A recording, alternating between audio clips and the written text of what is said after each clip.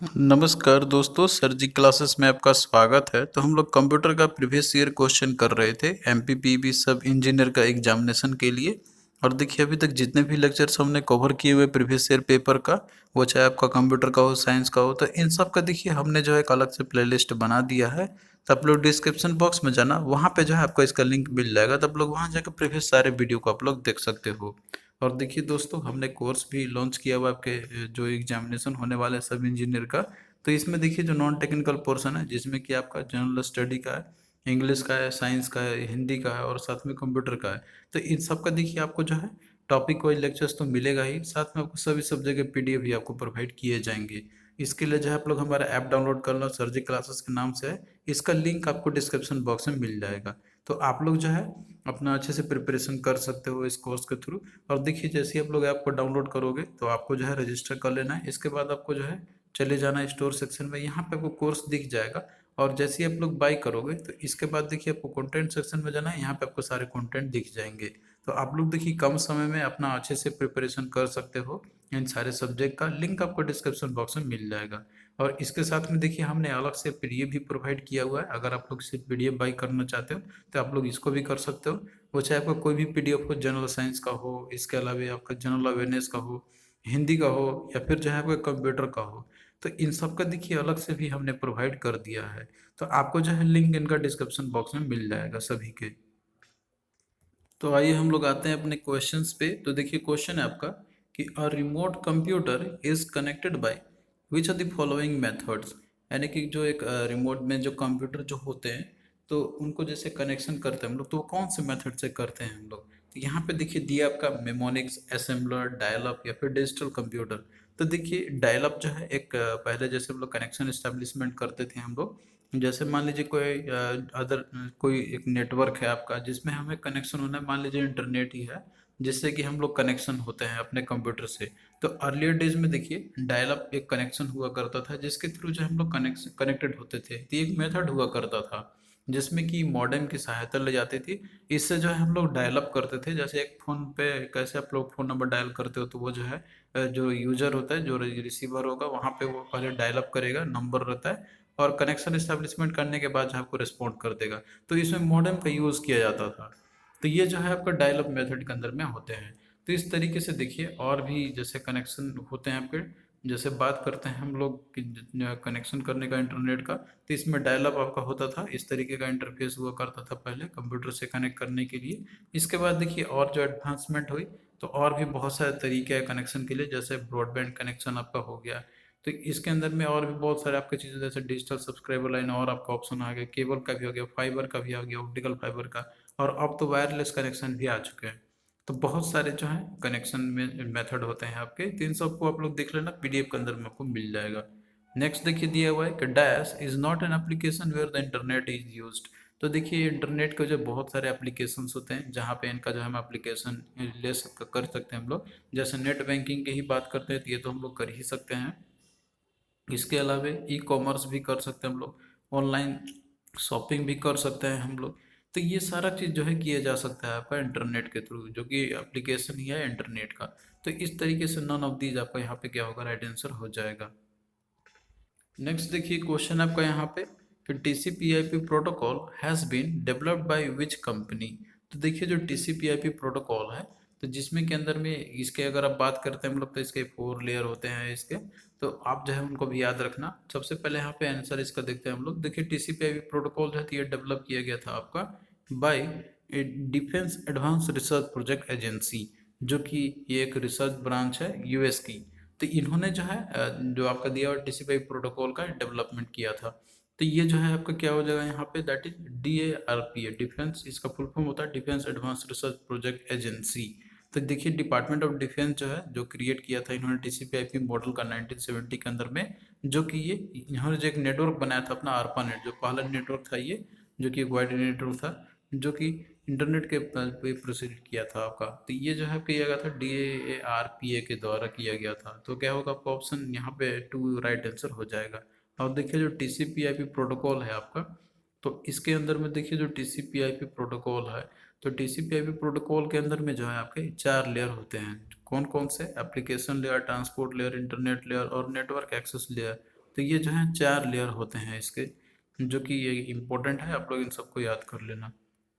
Next देखिए question है आपका यहाँ पे कि the coding language use to create documents for use on the world wide web is, यानी कि कौन सा कोडिंग लैंग्वेज है जिसका हम लोग क्या जैसे यूज करते हैं हम लोग, जो क्रिएट करते हैं डॉक्यूमेंट्स हम लोग वर्ल्ड वाइड वेब पे। तो इंटरनेट पे देखिए जो डॉक्यूमेंट्स हम लोग क्रिएट करते हैं तो उसके लिए जो कोडिंग लैंग्वेज यूज किए जाते हैं तो वो है आपका HTML।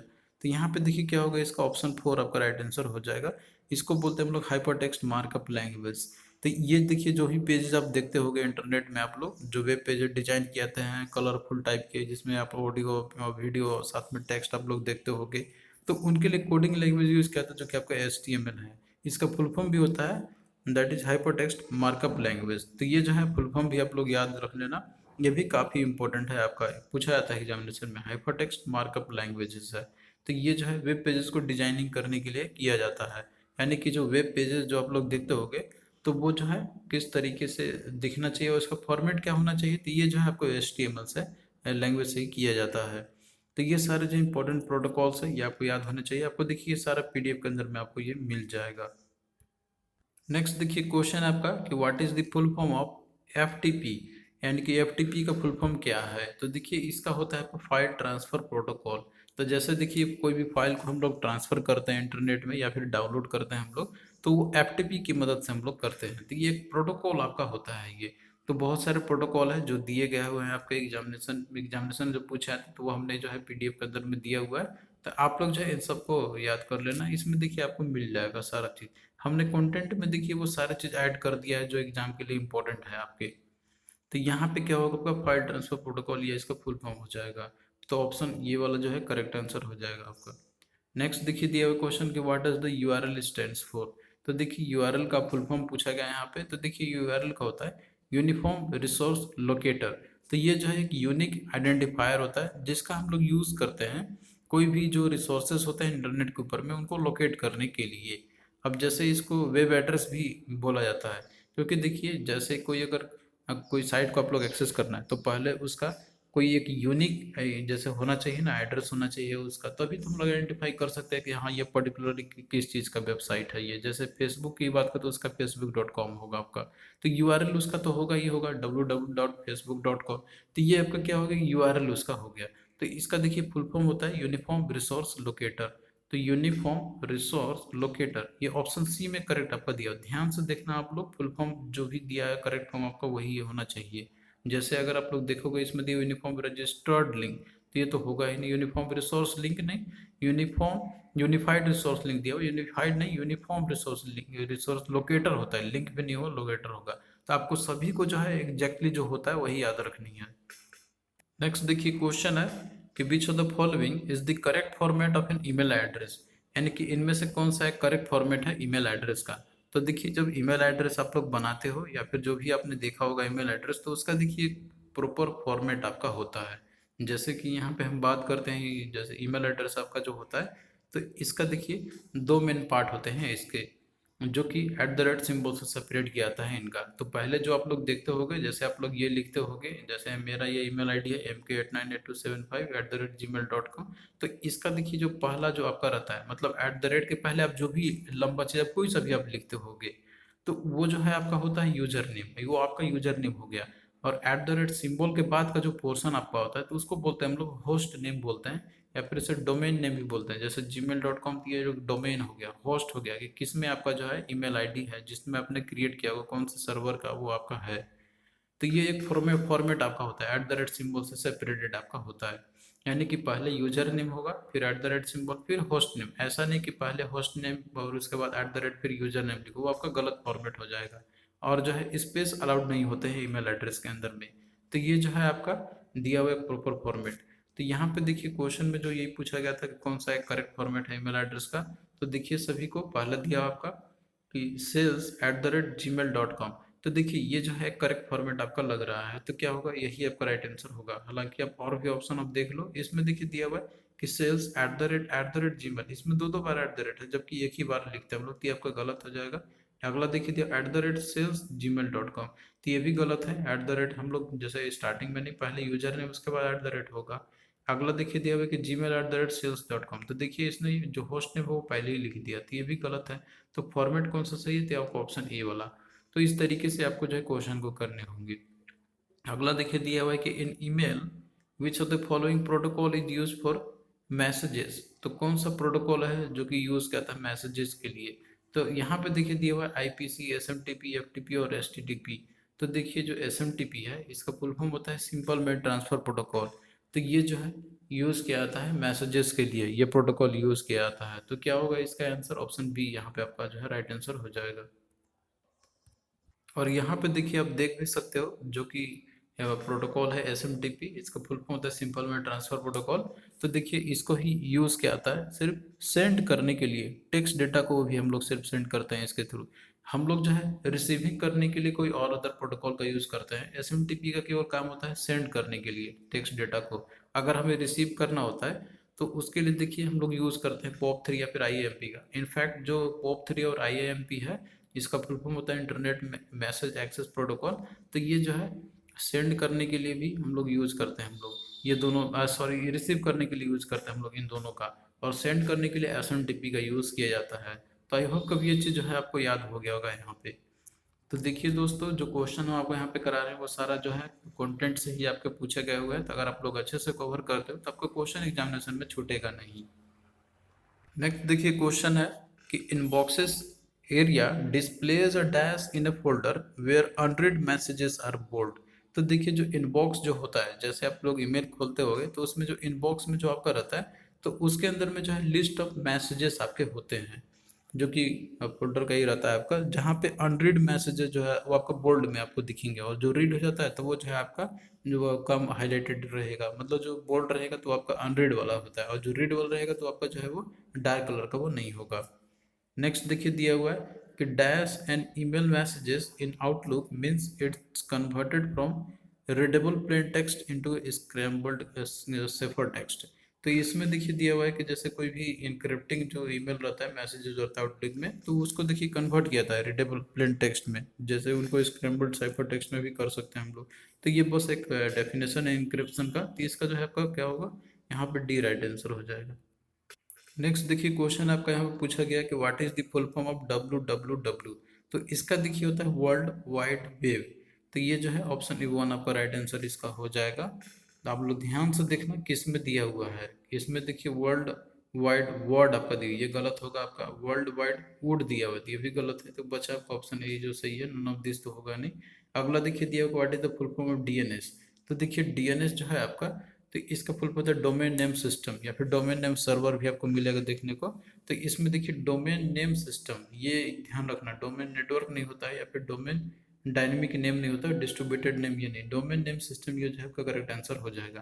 तो देखिए डोमेन आपके बहुत सारे होते हैं, जैसे आप लोग लिखते हो कि Wikipedia dot O R G dot com dot O R G dot edu dot net. तो ये सारे जो होते थे ये डोमेन होते हैं ये। तो ये जैसे स्पेसिफाइड किया था कि पर्टिकुलरली वो जो है साइट किस टाइप का है। नेक्स्ट देखिए क्वेश्चन है यहाँ पर आपका कि Google Chrome is a dash. Google Chrome क्या है, तो देखिए गूगल क्रोम है आपका, तो ये जो है एक टाइप का ब्राउजर है, जैसे मोजिला है, गूगल क्रोम है, इसके अलावा फायरफॉक्स भी है। तो ये सारे जो है ब्राउजर हैं जिनके मदद से जो है हम लोग अब ब्राउजिंग करते हैं, मतलब जैसे सर कोई भी चीज़ को हम लोग देखते हैं, हम लोग देख सकते हैं, व्यू करते हैं हम लोग, कोई चीज़ खोजते हैं हम लोग, तो ब्राउजर की मदद से हम लोग करते हैं। तो गूगल क्रोम एग्जाम्पल आपका एक ब्राउजर का है।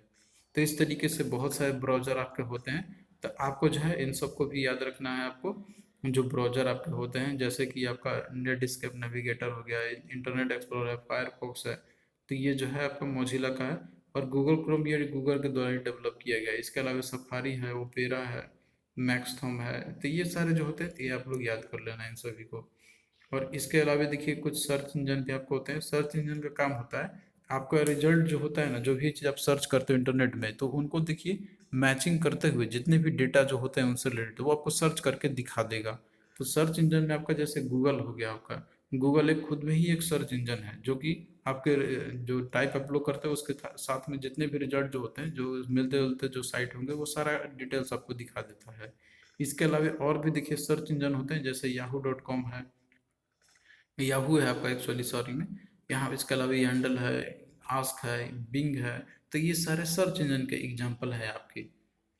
नेक्स्ट देखिए, यहाँ पे क्वेश्चन वही पूछा गया था कि which one of the following is not a search engine, तो कौन सा सर्च इंजन नहीं है। तो यहाँ पे देखिए बिंग ये भी आपका तो गूगल भी है, याहू भी है, विंडोज आपका ये नहीं होता है। तो क्या होगा, डी इसका राइट आंसर आपका हो जाएगा। तो देखिए दोस्तों, आप लोग अगर अच्छे से प्रिपेयर करोगे तो क्वेश्चन आपका एग्जाम में छूटेगा नहीं। सारे क्वेश्चन आपके बनेंगे एग्जामिनेशन में, क्योंकि सारा जो कंटेंट में हमने ऐड किया हुआ है इन सभी को, जो इंपॉर्टेंट है आपके एग्जाम पॉइंट ऑफ व्यू से, तो आप लोग इनको जरूर अच्छे से याद कर लेना। तो थैंक यू दोस्तों, हम लोग इसी तरीके से आगे भी लेक्चर को कंटिन्यू रखेंगे। तो चलिए मिलते हैं फिर नेक्स्ट वीडियो में।